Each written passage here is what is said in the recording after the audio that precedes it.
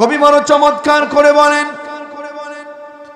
মুঝে দারহি কে দিলে জিন্দা তু না মর যায়, कि जिंदगानी इबारत है तेरे जीने से। मुझे दारही के दिले जिंदा तू न मर जाए, कि जिंदगानी इबारत है तेरे जीने से। हे আমার জীবিত আত্মা, হে বিবেক, তোর যদি মরে হয়ে যায়, তোর যদি মৃত্যু হয়ে যায়, তোর যদি মরণ হয়ে যায়, তাহলে তো আমারই মরণ হয়ে যাওয়া, ঠিক কি না? বিবেক যদি মরে যায় তাহলে আমার বেঁচে থেকে লাভ কি? বিবেক না থাকার কারণে আজকে নামাজ বাদ দিয়ে কাজের পিছনে। কথা বলছেন না কেন? বিবেক মরে যাওয়ার কারণে কোরআনের পথ বাদ দিয়ে অসত্য পথগুলো বেছে নিচ্ছে। 500-1000 টাকার কাছে নিজের ঈমানকে বিক্রি করে দিচ্ছে, ঠিক কি না? 500 টাকার বিনিময়ে তুমি কোরআনের কর্মীদেরকে শেষ করে দিচ্ছ। আল্লাহর জমিনে কোরআনের আইন বাস্তবায়ন বাদ দিয়ে অসত্য পথগুলো বেছে নিচ্ছ। অসত্য অপবিত্র চরিত্রের লোকেদেরকে পবিত্র বানিয়ে দিচ্ছ। আল্লাহর কাঠগড়ায় তোমাকে জবাবদিহিতা করতে হবে, ঠিক কি না? সুতরাং তোমাকে বলছি, নীলফামারীর মুসলমান, তোমার বিবেককে কাজে লাগাতে হবে। আল্লাহর জমিনে যতদিন বাঁচবে, যত অন্যায়, যত অপরাধ দেখবে, অবশ্যই খালিদ বিন ওয়ালিদের উত্তরসূরি হয়ে সত্যের পক্ষে কাজ করে বাতিলদের বিপক্ষে থেকে সত্যের পক্ষে তোমার জীবন প্রয়োজনে শহীদ করে দিবে। তারপরেও সত্যের পক্ষে তোমরা টিকে থাকবে। কারা কারা রবের পক্ষে থাকতে চাও, দু হাত তুলে রবকে দেখায় দাও।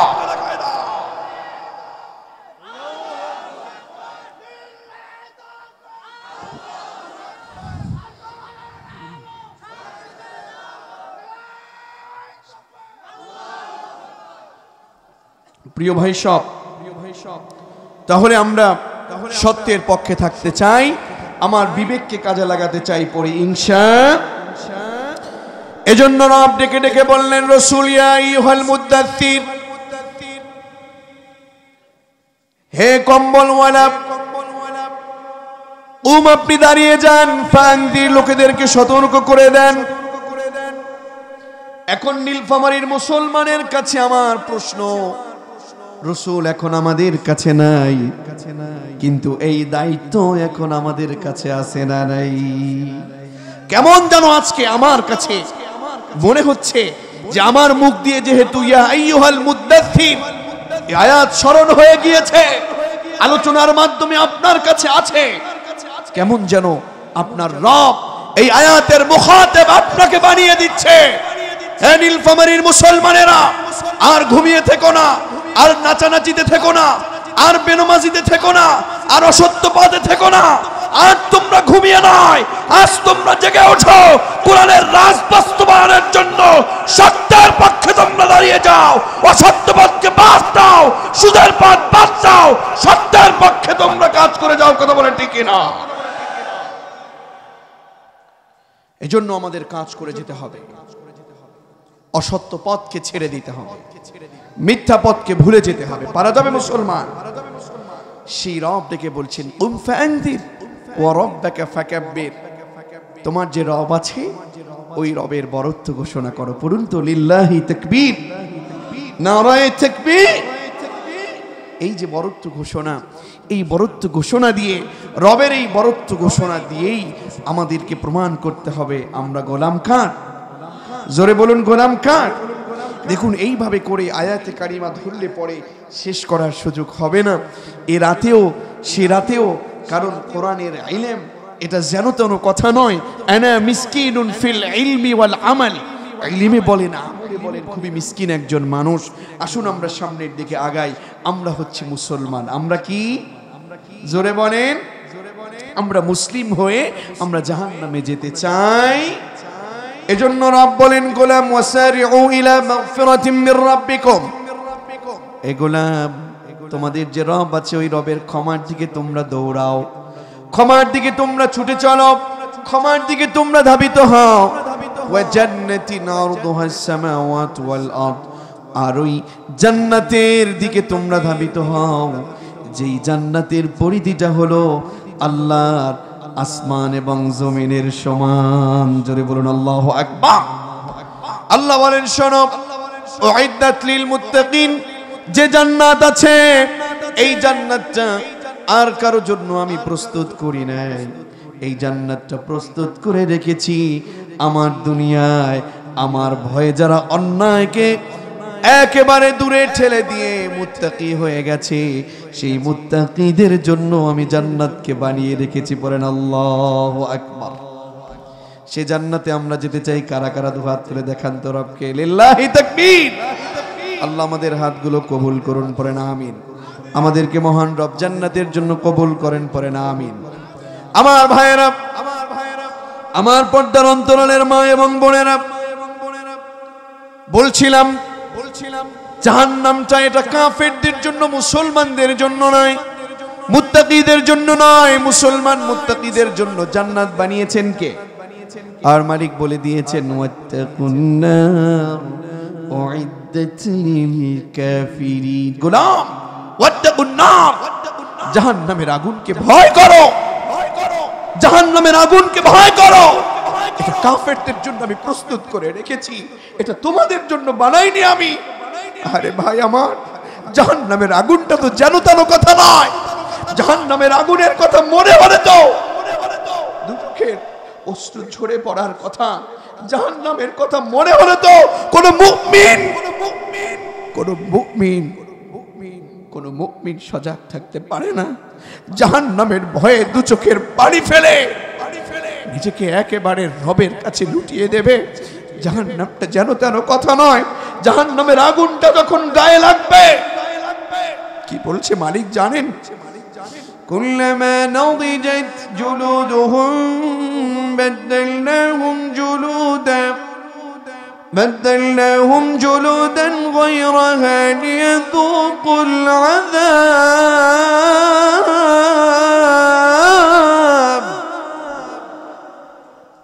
এই আয়াতে কারিমা পড়লে কোনো মুসলমান ঠিক থাকতে পারে না। নামের আগে মাওলানা বলেন, মুফতি বলেন, নামের আগে মেম্বার বলেন, নামের আগে চেয়ারম্যান বলেন, সভাপতি বলেন, সেক্রেটারি বলেন। বিশ্বাস করেন, এই আয়াতের মধ্যে কে পড়ে যায়? আয়াতটা সহ্য করবার মতো না। মালিক বলছেন, গোলাম শোনো, কুল্লামা নাদিজাত জুলুদুহুম বাদদালনাহুম জুলুদা। আমার নীলফামারীর মুসলমানের, আমার মা বোনেরা বড় দরদ নিয়ে বলছি, জাহান্নামের আগুনটা যদি গায়ে লাগে, জাহান্নামের আগুনটা যদি গায়ে লাগে, আগে গায়ে নয়, আগে গিয়ে কলিজায় গিয়ে আঘাত করবে। পরে নাউযুবিল্লাহ। আরে আপনার প্রিয় সূরা, আরে আপনার পছন্দের সূরা, মালিক বলছেন নারুল্লাহিল মুকাদা। কে না পারেন এই সূরা? নারুল্লাহিল মুকাদা আল্লাতী তাত্তালিউ আলাল আফইদা ইন্নাহা আলাইহিম মুকসাদা। কি করে নামাজ না পড়ে ঘুমাও?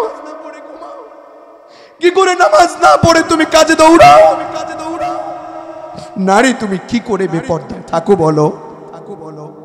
বাবাজি কি করে আপনি সুদের পথে থাকেন আমাকে বলেন?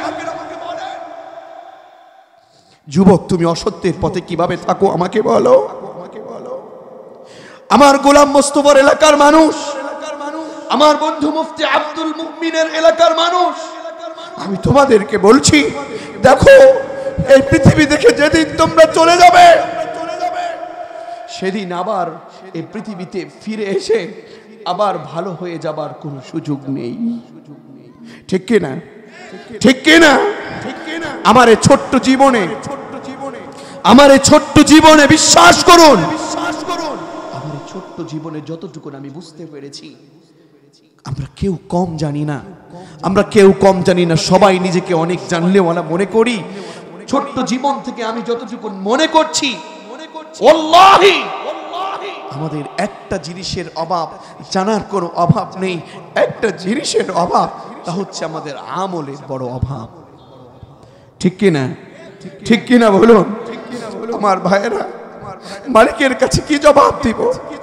মালিক যদি আপনাকে জিজ্ঞেস করে ওয়াকুল্লুহুম আতিহি ইয়াউমাল কিয়ামাতি ফারদা, একাকি আপনার সামনে, আপনার রবের সামনে আপনাকে একা দাঁড় করাবে। এবার বলবে, বল সময় দিয়েছিলাম কোন পথে কাজে লাগিয়েছিস? বল হায়াত দিয়েছিলাম, সম্পদ দিয়েছিলাম, যৌবন দিয়েছিলাম, বল কোন পথে কাজে লাগিয়েছিস?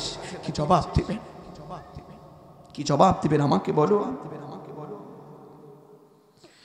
মালিক বলছেন নারুল্লাহিল মুকাদা, তোমার জাহান্নামের আগুনটা যখন গায়ে লাগবে, জাহান্নামের আগুনটা এত প্রজ্বলিত, এত কঠিন, এত কঠিন জাহান্নামের আগুন। এটা যেন তেন আগুন নয়, যেন তেন আগুন নয়। গায়ে লাগবার সাথে সাথে চামড়াটা ঝলসে যাবে। মালিক বলছেন আল্লাতী তাত্তালিউ আলাল আফইদা। উলামায়ে কেরাম এখানে বসে আছেন। ফুয়াদ মানে হচ্ছে কলিজা,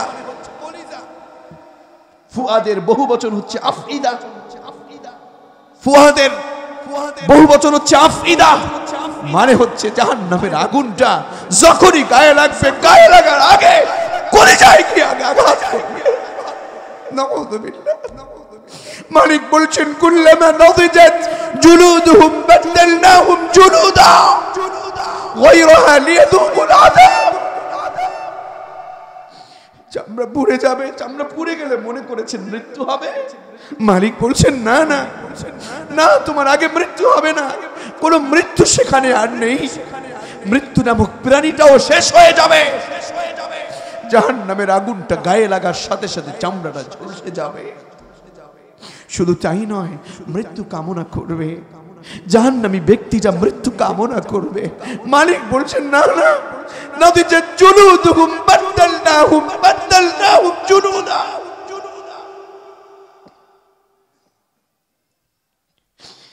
জাহান্নামের আগুনটা গায়ে লাগবার সাথে সাথে চামড়াটা ঝলসে যাবে। আল্লাহ আবার চামড়া বদলে দিবে, আবার বদলে দিবে, আবার পুড়ে যাবে, আবার পুড়ে যাবে।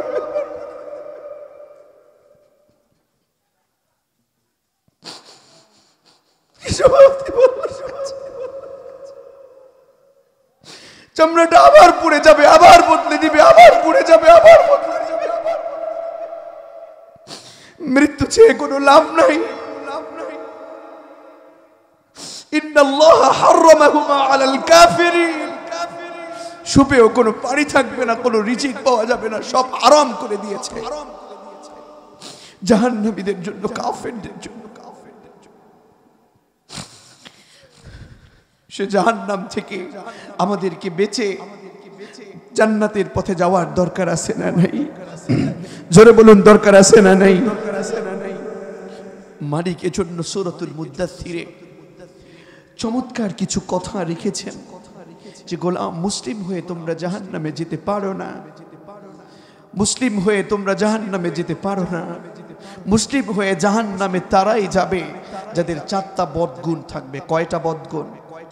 জোরে বলুন, 4টা বদগুণ থাকবে। মালিক বলছেন, আল্লাহ তাআলা ডেকে ডেকে বলছেন, কুল্লু নাফসিন বিমা কাসাবাত রাহিনাতুন ইল্লা আসহাবাল ইয়ামিন।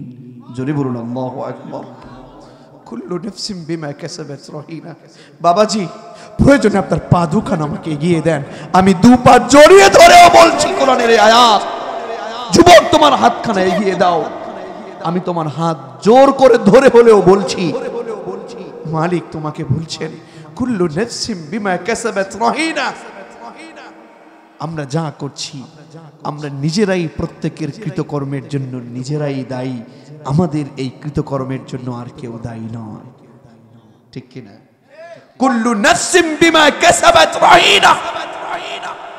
আমরা প্রত্যেকের নিজ কৃতকর্মের জন্য নিজেই দায়ী। আপনি সুদ খাচ্ছেন, আপনি ঘুষ খেয়ে পরিবারকে অনেক ভালো রাখার চেষ্টা করছেন, আপনি হারাম পথ, হারাম বিজনেস করে আপনার পরিবারকে বড় করবার জন্য আপনি জনমের মতো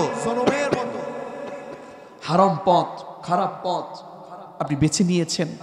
একটু প্রশ্ন করুন তো আপনি এখন আজকে গিয়ে আপনার প্রাণের স্ত্রীর কাছে গিয়ে পাশে গিয়ে বলেন যে ও আমার প্রাণের স্ত্রী, ও আমার বিবি, তোমার পরিবারকে ভালো রাখবার জন্য আমি অনেক কাজ করছি, প্রয়োজনে সুদ ঘুষ কি আছে বেছে নিচ্ছি না, আমি অন্যায় পথ অবলম্বন করছি, তোমার হাতে পায়ে ধরি, আমাকে যদি কবরে জিজ্ঞেস করে কিংবা হাসরের মাঠে তোমাকে আমাকে এক জায়গায় করে জিজ্ঞেস করে আমার গুনাহের জন্য তুমি কি একটু দায়ে ভাগ করে নিবে? আমার স্ত্রী বলো, একটু বিবেক খাটিয়ে বলুন তো, আপনার স্ত্রী কি ভাগ নেবে? কথা বলেন না কেন, ভাগ নিবে? আমার ভাইয়েরা, আপনার সন্তানের জন্য নিজের জীবনটাকে উৎসর্গ করে দিয়েছেন। স্নেহের সন্তানকে জিজ্ঞেস করুন, বাবা হাসরের মাঠে আমি যখন দাঁড়িয়ে যাব, মালিক যখন আমাকে প্রশ্ন করবেন, আও আমার সন্তান, আমার স্নেহের সন্তান, আমার কলিজার টুকরা সন্তান, ছেলে কলিজার টুকরা মেয়ে, তুমি বলো তো একটু ভাগ নেবে? আপনি জিজ্ঞেস করে দেখুন, ছেলে মেয়ের কাছে এখন এক যাররা পরিমাণ গুনাহের ভাগ আপনার সন্তান ছেলে বলেন মেয়ে বলেন নেবে না, ঠিক কিনা বলুন? সুতরাং মালিক বলছেন কুল্লু নাফসিন বিমা কাসাবাত রহিনা, আমরা যারা আছি প্রত্যেকেই নিষ্কৃত কর্মের জন্য আমরা নিজেরাই দায়ী, তবে তারা ব্যতীত ইল্লা আসহাবাল ইয়ামিন, যারা ডানপন্থী লোক, যারা জান্নাতের পথে চলেছে, যারা কোরআনের পক্ষে কাজ করেছে, ঠিক কিনা? কোরআনের পক্ষে যারা জীবন বিলীন করেছে, কোরআনের পক্ষে যারা শহীদ হয়েছে, সত্যের পক্ষে যারা কাজ করেছে, কোরআনের পক্ষে যারা নিজের জীবনটাকে বাজি রেখে সত্যের পক্ষে কাজ করে গেছে, এরা ব্যতীত বাকি সবাই রবের দরবারে দাঁড়িয়ে দাঁড়িয়ে জবাব দেওয়ার চেষ্টা করলেও জবাব দিতে পারবে না। আমার রব তাদেরকে জিজ্ঞেস করবে, জবাব দিতে পারবে না, কারণ দুনিয়ার ময়দানে কোরআনের বিপক্ষে কাজ করেছে, কোরআনের কর্মীদের বিরুদ্ধে জনমের মতো মিথ্যা মামলা দিয়েছে, ঠিক কিনা? সত্যের পক্ষে কাজ না করে অসত্যের পক্ষে কাজ করেছে, মালিক তাদেরকে বলবে খুদুহু ফাগুল্লু কাছে মরদাত ফাগুল্লুহু বেরিবরা, আল্লাহর জমিনে বসে আমার কোরআনের কর্মীদেরকে বহু কষ্ট দিয়েছে। কোরআনের পক্ষে যারা কথা বলেছে তাদেরকে সহ্য করতে না পেরে চার দেয়ালের মধ্যে আটকে রেখেছে, কথা বলেন ঠিক কিনা? আমরা দায়িত্বহীন কণ্ঠ বলি, এই কোরআনের পক্ষে যারা কথা বলে তাদেরকে আটকে রাখতে চাও, তাদেরকে শেষ করে দিতে চাও, আজকে দেখো মুফতি আমির হামজার সম্মান কমে নাই, বরং আকাশ চুম্বি জনপ্রিয়তা বেড়েছে, ঠিক কিনা? সত্যের পক্ষে কাজ করলে সম্মান কখনো কমে না, সম্মান বেড়েই যায়। সত্যের পক্ষে আমরা জীবন দিব, ঈমান বিক্রি করব না। কারা কারা সত্যের পক্ষে থাকতে চাও, দু হাত তুলে আমার রবকে দেখায় দাও।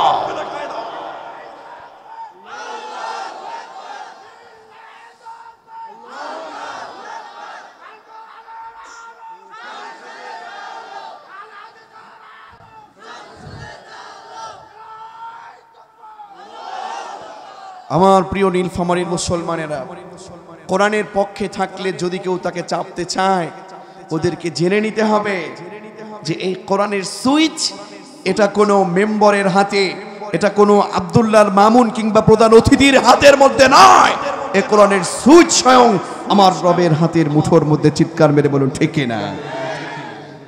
কিছু হলেই তাফসীর বন্ধ করবার পায়তারা চলে, কিছু হলেই চুলকানি ওঠে। আমাদেরকে বলছি তাফসীর মাহফিল আল্লাহর জমিনে আছে, আল্লাহর জমিনে থাকবে। এই তাফসীর কোরআন মাহফিল কিয়ামত পর্যন্ত চলবে। চিৎকার মেরে বলুন ঠিক না? আমার ভাইরা, আমার কলিজার টুকরা তরুণের যুবকেরা, আমার পর্দার অন্তরালে মা এবং বোনেরা, দরদ নিয়ে বলছি, কষ্ট দেবার জন্য নয়। আঘাত দেবার জন্য নয়, ইসলাম কাউকে আঘাত দেয় না। বলতে পারেন আব্দুল্লাহ মামুন আপনি এসেছেন সেই কত দূর থেকে, আজকের এই সফর প্রায় 600 কিলোমিটার দূরত্ব থেকে প্রায় আপনাদের কাছে এসেছি। হয়তো এখন এখানে কথা বলছি, এটা হয়তো রব আমাকে শক্তি দিয়েছে বলে। বহুদিন অসুস্থতার মধ্যে, অসুস্থতার নিয়ামতে ভুগছি, তারপরেও কথা যা হয়, শক্তি যা আসে, তা একমাত্র কার জন্যে? জোরে বলুন কার জন্যে? আমি প্রথমেই পড়ে নিয়েছি সুবহানাক লা ইলমা লানা ইল্লা মা আল্লামতানা ইন্নাকা আনতাল, এটা যেন তেন কথা নয়। প্রিয় ভাই সব, তো আমি আপনাদেরকে জানিয়ে দিতে চাই যে আমরা কোরআনের পক্ষে আছি। এই কোরআনটা কোনোভাবেই আর চোখে দেখবেন না। কোরআনের মকর এটা যেন তেন মকর নয়। ওয়া মাকারু ওয়া মাকারাল্লাহ ওয়াল্লাহু খায়রুল। আমরা বুঝি আপনার মতো ওরকম আনন্দ আমারও করতে মনে চায়, আপনার মতো ওরকম টাকার প্রতি নেশা সবারই আছে, কিন্তু অসত্যের পথে থেকে নয়, সত্যের পক্ষে থেকে কথা বলুন, ঠিক কিনা? আমরা বুঝে শুনেই মাথায় টুপি পড়েছি, বুঝে শুনেই কোরআনের পক্ষে কথা বলছি, বুঝে শুনেই হামলা মামলার বিপরীতেও কোরআনের পক্ষে থাকছি। কথা বলুন, ঠিক কিনা? আল্লাহ আমাদের কবুল করুন, পড়ছি আমিন। সেই জাহান্নামের ব্যাপারে, অপরাধীদের ব্যাপারে জান্নাতি কিছু ভাইয়েরা ফি জান্নাতি ইয়াতাসাআলুন, পরস্পরের মধ্যে আলোচনা করছে। আনিল মুজরিমিন, অপরাধীদেরকে নিয়ে, আর প্রশ্ন করছে মা সালাকাকুম ফি সাকার, কিরে তোমরা আজকে সাকরে কেন?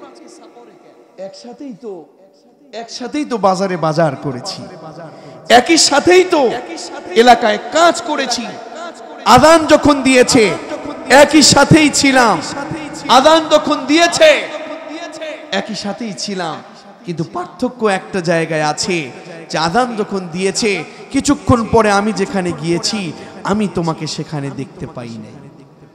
কথা বলেন না কেন? আনিল মুজরিমিন, অপরাধীদেরকে নিয়ে, অপরাধীদের সম্পর্কে আলোচনা করা হচ্ছে। মা সালাকাকুম ফি সাকার, কিরে তুমি আজকে সাকরে গেছো কেন? তাদের উত্তর আছে 4টা। জোরে বলেন কয়টা? জোরে বলেন কয়টা?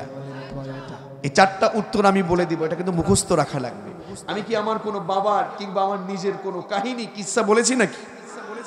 বলবো এগুলো বাদ দিয়ে? এই চেয়ার এটা আমানতের চেয়ার, একটা সেকেন্ড যদি নষ্ট করা হয় আমি আব্দুল্লাহকে আল্লাহর কাছে জবাব দিতে হবে, ঠিক কি না? এই জন্য কাজের কথা বলছি। আল্লাহ তাআলা বলছেন, এটা উত্তরে বলে দিচ্ছেন, আনিল মুজরিমিনা মা সালাকাকুম ফি সাকার, কিরে একই সাথে তুই এলাকায় ছিলাম, আমিও তো একসাথে তোর সাথে ছিলাম, আজকে তুই সাকরে কেন? প্রশ্ন আছে না নাই? উত্তরও বলে দিয়েছে কে? কয়টা? সবাই বললেন না কয়টা? একটু আওয়াজ করে বলেন কয়টা? আল্লাহ তাআলা বলছেন, قالوا لم نك من المصلين ولم نك نطعم المسكين وكنا نخوض مع الخائضين وكنا نكذب بيوم الدين। কয়টা উত্তর?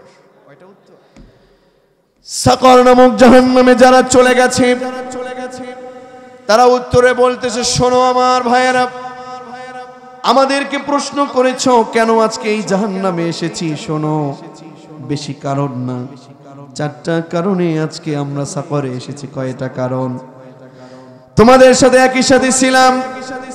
অলু, তারা উত্তরে বলল সাকর নামক জাহান্নামে আজকে জন্য লাম নাকু মিনাল মুসাল্লিন, যখন আযান দিয়েছে তোমরা নামাজে ছিলা আর আমরা তখন নামাজে ছিলাম না,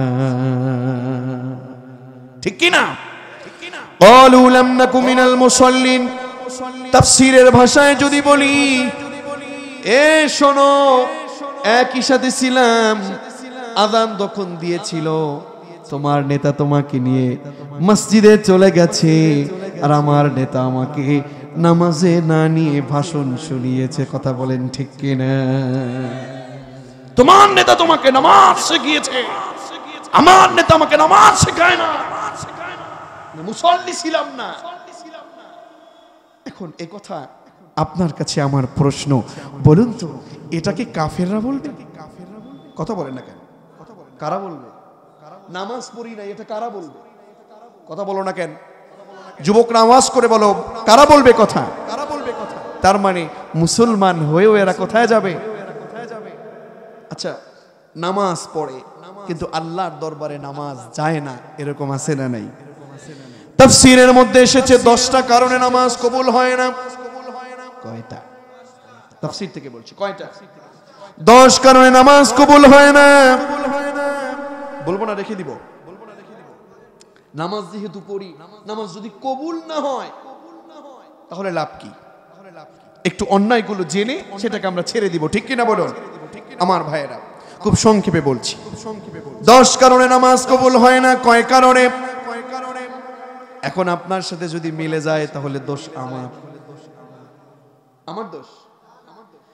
1 নাম্বার, ওই লোকের নামাজ কবুল হয় না যেই লোকটার কোনো কারণ নাই, বিনা কারণে জামাতের নামাজ ত্যাগ করে। এমন লোক আছে না নাই? জামাতে নামাজ পড়বে না, একসাথে ঐক্যের মধ্যে থাকবে, সত্যের পক্ষে থাকবে, বুঝবে কেমনে? জামাতের সহিত নামাজই পড়ে। কথা বলেন না কেন?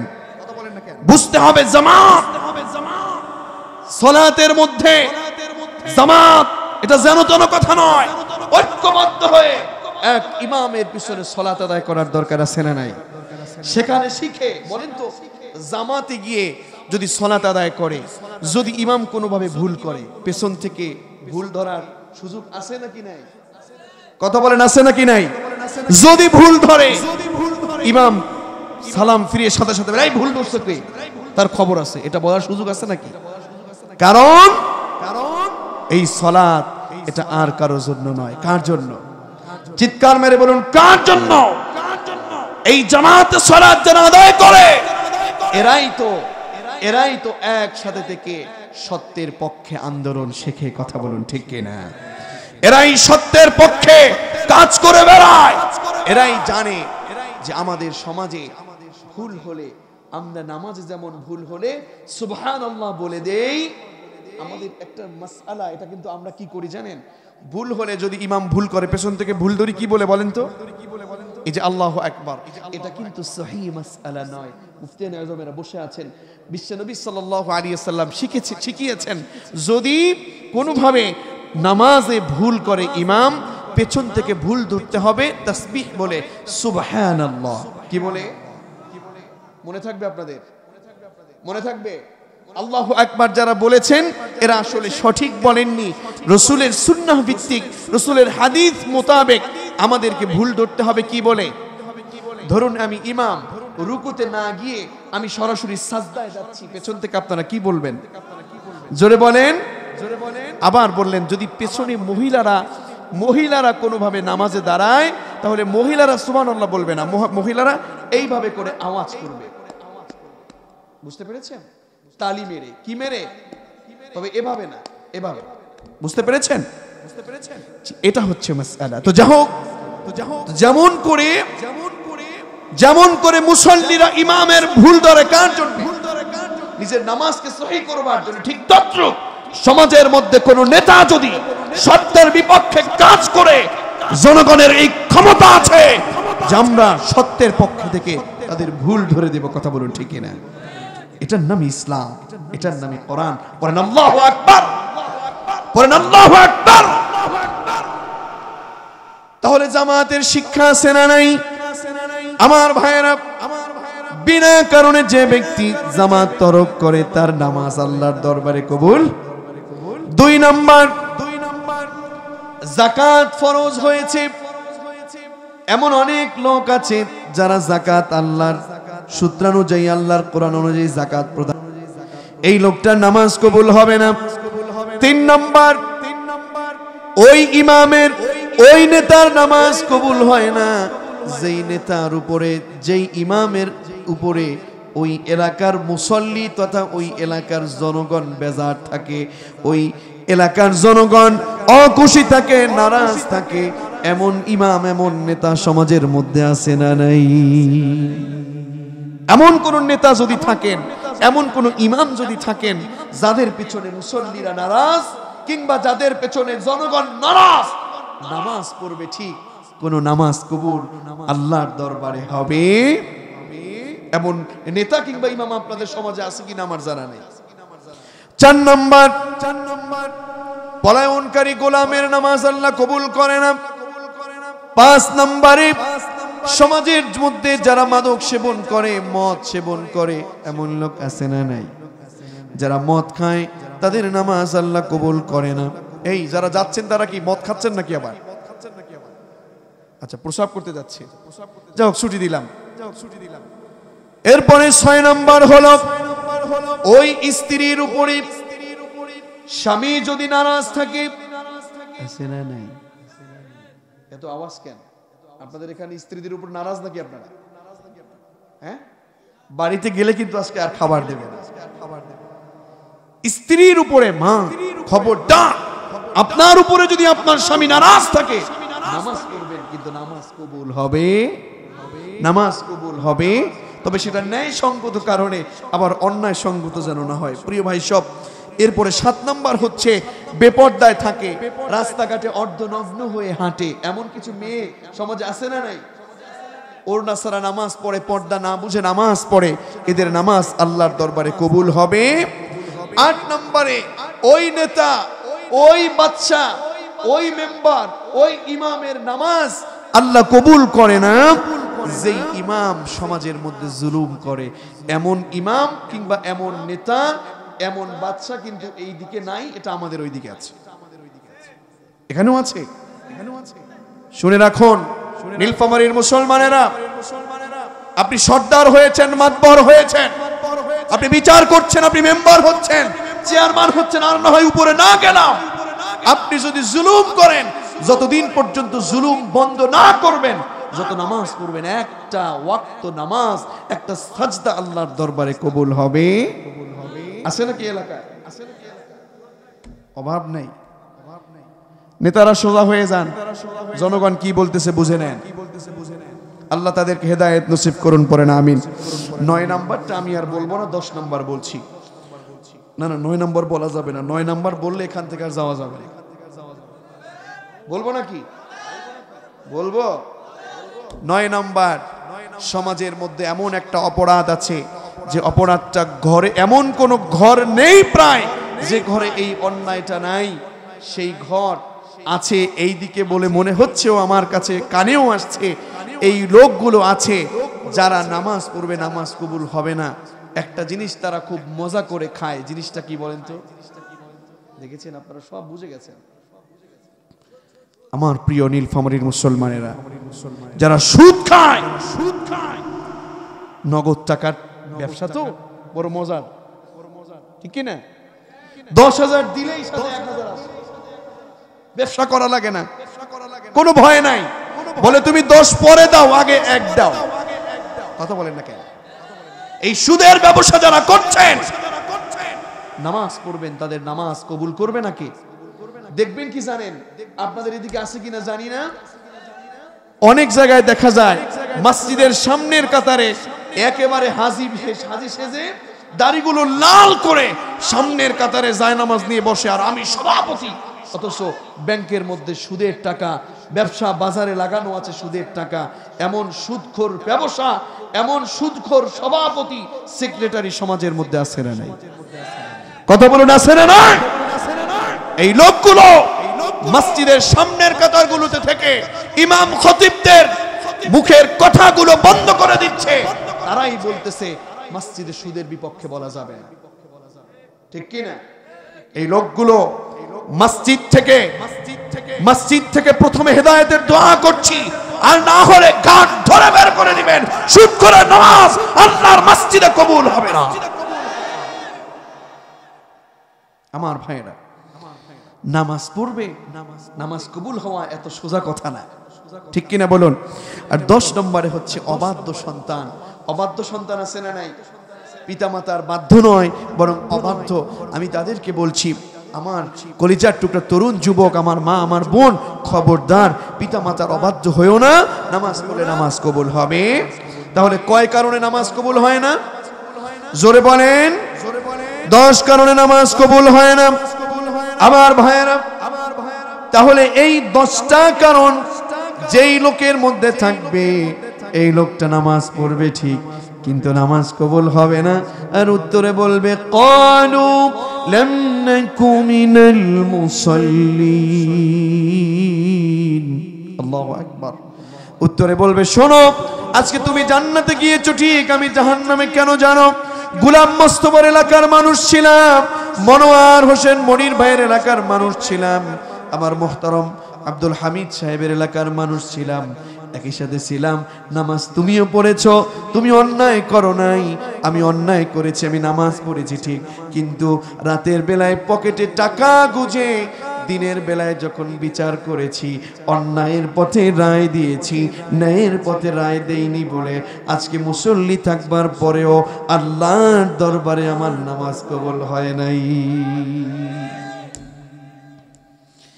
তাহলে নামাজই থাকবে ঠিক, কিন্তু নামাজ কবুল হবে না। কয় কারণে?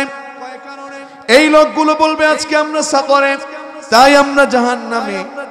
এছাড়াও যারা নামাজ পড়ি না তাদের অবস্থা তো আরো মারাত্মক। কথা, নামাজ এটা যেন তেন কথা নয়, লোকটা মুমিন নাকি কাফের বোঝা যায় লোকটা নামাজি না বেনামাজি দিয়ে। কথা বলেন ঠিক কিনা? তাহলে নামাজ পড়ার দরকার আছে না নাই? অন্যায় ছাড়ার দরকার আছে না নাই? তাহলে যারা জাহান্নামে যাবে কয়টা উত্তর দিবে? জোরে বলেন কয়টা? 1 নাম্বার।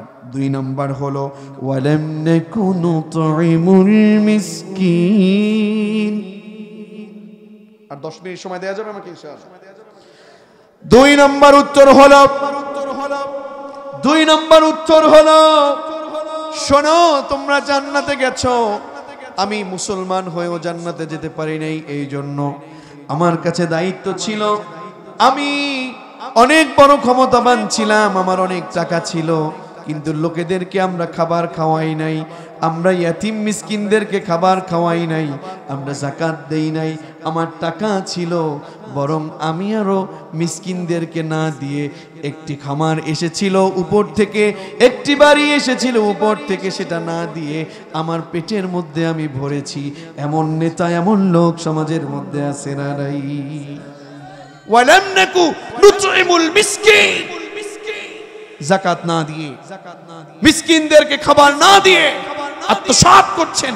পেটের মধ্যে মানুষের নারী বুড়ি থাকে, যদি কোরআনের চশমা লাগান দেখবেন পেটের মধ্যে আজকে দেখা যায় রাস্তা, এরপরে রড, ইট, বালি, সিমেন্ট গুলো পেটের মধ্যে দেখা যায়। কথা বলেন না কেন? তাহলে এটা করা যাবে? 3 নম্বর উত্তর হচ্ছে ওয়া কুন্না নাখুদু মাআল খায়িদিন। সমাজের মধ্যে কিছু লোক ছিল চায়ের দোকানে বসে চা পান করে, আর কিছু বলে, জানিস ওকে ধরে নিছে, ওকে ফাঁসি দিছে, ঠিক করছে। পাশে বসে কিছু লোক বলে, ঠিক ঠিক নেতা, আপনি যা বলছেন তাই ঠিক। কথা বলে না কেন? সমালোচনাকারীর সাথে থেকে যারা সমালোচনা করে, এই লোকগুলোর অবস্থা সেদিন মারাত্মক হয়ে যাবে। বলেছেন কে? আর 4 নাম্বার হলো ওয়া কুন্না নুকাযযিবু বিয়াউমিদ্দিন। কিয়ামত দিবসকে, বিচার দিবসকে যারা বিশ্বাস করে না, এই লোকেদেরকেও সেই দিন জাহান্নামে যাওয়ার দরকার আছে না নাই? আচ্ছা বলুন তো, কিয়ামত দিবসকে বিশ্বাস করে না এমন কেউ আছেন এখানে? কথা বলেন না কেন? এখানে আছে কিয়ামতকে বিশ্বাস করেন না? সবাই কিয়ামতকে বিশ্বাস করেন কি করেন না? বিচার দিবসকে বিশ্বাস করেন কি করেন না? আপনার আমার মতো সাহাবায়ে কেরাম এরকমই বলতেন, এবং বিশ্বনবী সাল্লাল্লাহু আলাইহি ওয়াসাল্লাম কেও আল্লাহ তাআলা নিজে প্রশ্ন করেছেন, আওয়াইতাল্লাযী ইউকাযযিবু বিদ্দীন ফাযালিকাল্লাযী ইয়াদুল ইয়াতীম ওয়া লা ইয়াহুদ্দু আলা তাআমিল মিসকিন فويل للمصلين الذين هم عن صلاتهم ساهون الذين هم يراءون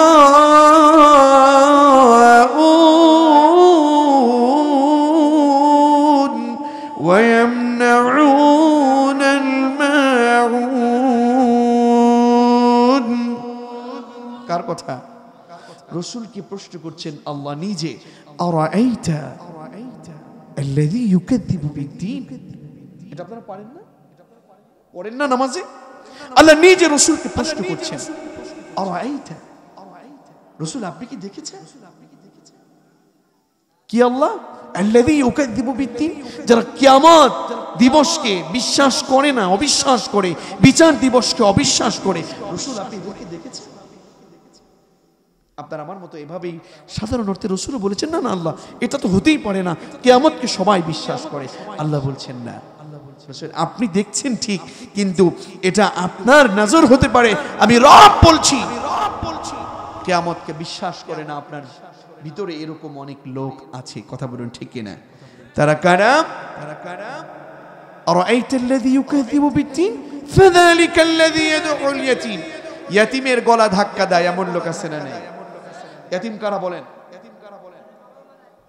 আমি জানি আপনি এরকম উত্তর দিবেন ইয়াতীম 9 প্রকার কয় প্রকার ইয়াতীম শুধুমাত্র বাবা মা বাবা চলে গেছে নাবালেক রেখে এই লোকটাই শুধু ইয়াতীম তা নয় ইয়াতীম কয় প্রকার 9 প্রকারের একটা প্রকার হচ্ছে নাবালেক অবস্থায় যাদেরকে রেখে গেছে পিতা যদি রেখে যায় কাউকে সেটা ইয়াতীম আবার এটাও ইয়াতীম যেমন আমাদের আজকের প্রোগ্রামের অতিথির মধ্যে অধ্যক্ষ যিনি আছেন তার কাছে তার নিচে যারা আছেন তারা সবাই তার কাছে ইয়াতীম আজকে আমাদের প্রোগ্রামের যিনি প্রধান অতিথি ছিলেন আব্দুল ওয়াহিদ বাহাদুর ভাই উনি উপজেলার অভিভাবক আমরা তার জনগণ আমরা সবাই তার কাছে এত সহজ কথা নয় ইয়াতীমের সম্পদ জোর করে ভক্ষণ করবেন ইয়াতীমকে গলা ধাক্কা দিয়ে বের করে দিবেন এত সহজ কথা নয় ইয়াতীমকে ধাক্কা দেয় মুসলমান দাবি করে এই লোকটা বলতে পারে কিন্তু কিয়ামত দিবসকে বিশ্বাস করে তো আপনারা এলাকার যারা যিনি ইমাম আছেন খতিব আছেন আমি আবেদন জানাবো কোনো একদিন তাদেরকে এই সূরাতুল মাউনের তাফসীরটা করে বুঝালে পরে বুঝবে আসলে কারা কিয়ামতকে অবিশ্বাস করে মুসলমান দাবি করবার পরেও আমি আর সামনের দিকে এগুচ্ছি না এত গভীর রজনী এবং এত রাত এই রাতের মধ্যে আপনারা একজনের গোলামি করবেন তিনি কে এই রাতে এ পর্যন্তই রাখছি তো মুসলমান হয়েও জাহান্নামে যাবে কয় শ্রেণীর মানুষ জোরে বলেন এজন্য রব বলছেন ফি জান্নাতি ইয়াতাসায়ুন জান্নাতের মধ্যে কিছু লোক আছে পরস্পর পর্যালোচনা করবে আনিল মুজরিমিনা অপরাধীদের সম্পর্কে তাদেরকে নিয়ে মা সালাকাকুম ফি সাকার কিরে তোরা সাকারে আসছিস কেন উত্তরে তারা বলবে ক্বালু লাম নাকু মিনাল মুসাল্লিন ওয়া লাম নাকু নুত'ইমুল মিসকিন ওয়া কুননা নাখুযু মা'আল খায়িদিন ওয়া কুননা নুকাযযিবু বিয়াউমিদ্দিন একসাথেই ছিলাম এক এলাকায় তোদের সাথে ছিলাম ও আব্দুল করিম ও আব্দুল্লাহ একই সাথে তোদের সাথে ছিলাম কিন্তু আজকে আমরা জাহান্নামে চলে যাচ্ছি আজকে আমরা সাফারে আসছি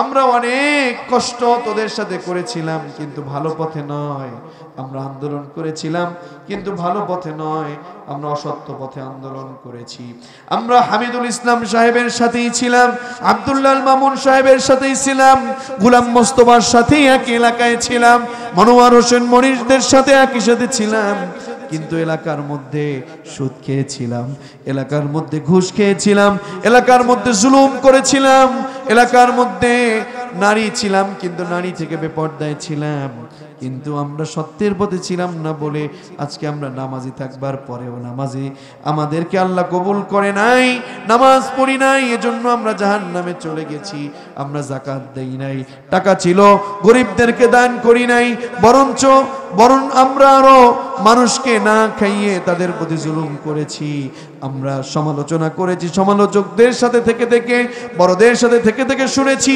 সমালোচকদের সাথে থেকে থেকে সমালোচনা করেছি, এবং আমরা কিয়ামত দিবসকে বিশ্বাস করি নাই। যদি আমরা করতাম আজকে আমরা তোদের সাথেই জান্নাতে থাকতাম। হায় হায় কি অবস্থা হলো। আমরা আপনার কাছে প্রশ্ন করছি, আজকের প্রোগ্রাম থেকে, নীলফামারীর এই প্রোগ্রাম থেকে প্রশ্ন করছি, আমরা এই প্রশ্নের উত্তর সেই দিন দিব নাকি এখন থেকেই ভালো হয়ে গিয়ে জান্নাতে যেতে চাই?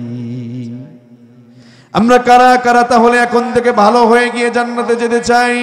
দুহাত তুলে আমার রবকে দেখায় দেই।